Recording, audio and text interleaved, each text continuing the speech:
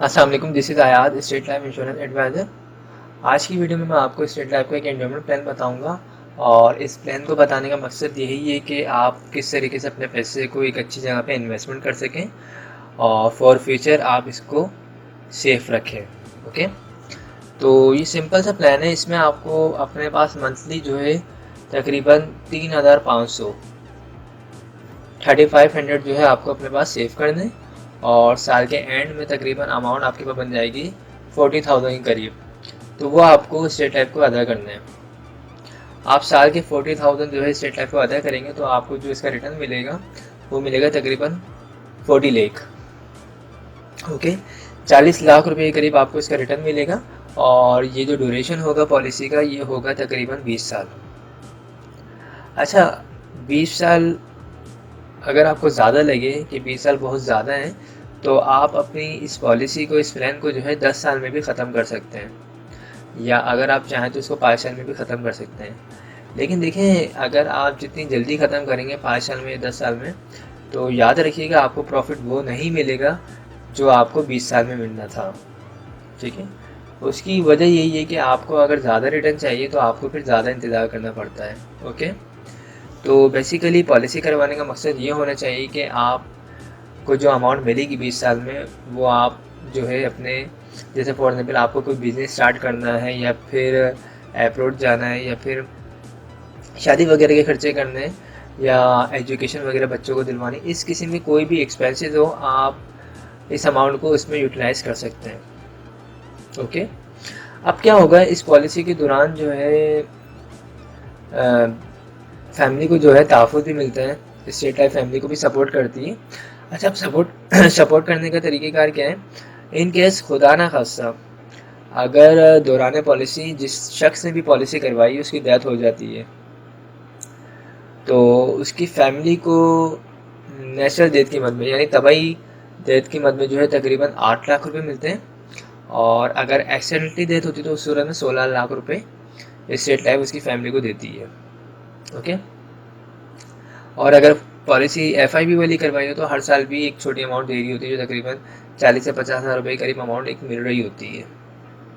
अच्छा, अब इस पॉलिसी को करवाने का जो तरीक़ेकार है और इसके लिए जो डॉक्यूमेंट्स चाहिए वो क्या है? सिंपल, आपका अपना NIC होना चाहिए, उसकी कॉपी, और नॉमिनी में आप जिसको रखना चाहते हैं यानी सेकंड ओनर आप जिसको रखना चाहते हो उसके NIC की कॉपी।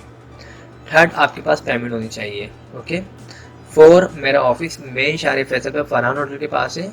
आप वहाँ पर आएंगे, फॉर्म वगैरह हम फिल करेंगे और आपके हाथ से पेमेंट लेके बाकायदा स्टेट लाइफ के जोन में काउंटर पे जमा करवाएंगे, आपके सामने जमा करवाएंगे और आपको हाथ के हाथ उसकी रिसीप्ट भी दे देंगे। वो रिसीप्ट आप अपने रिकॉर्ड्स में रखेंगे, अपने पास जो है सेफ रखेंगे, और 1 से 10 दिन के अंदर अंदर आपको एक स्टेट लाइफ की तरफ से फाइल भी बना के दे दी जाएगी। आपको कहीं से कोई वेरिफिकेशन करनी हो आप कर सकते हैं, आपको कोई भी क्वेरी हो आप वो भी कर सकते हैं। तो ये सिंपल है, बहुत ज़्यादा आसान है। ओके, तो आई होप तमाम चीज़ें क्लियर हो गई होंगी। अगर किसी को कोई भी क्वेश्चन हो वो कर सकते हैं। अच्छा, एक और इसमें जो बेनिफिट है वो ये है कि अगर आपको पैसों की ज़रूरत पड़ जाए और आपकी पॉलिसी को 3 साल हो जाते हैं तो आप स्टेट लाइफ से जो है लोन की अमाउंट भी ले सकते हैं।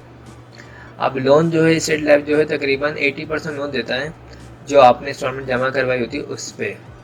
ओके, अच्छा, एक और चीज़ क्लियर कर दूँ, मेरे पास काफ़ी कॉल्स वगैरह आ रही होती हैं और अक्सर लोग मुझसे पूछ रहे होते हैं कि सर हमने एक पॉलिसी करवाई थी, उसके बाद जो है हम सेकंड प्रीमियम जो है लेट जमा करवाएंगे या फिर हम थर्ड के साथ जमा करवा देंगे।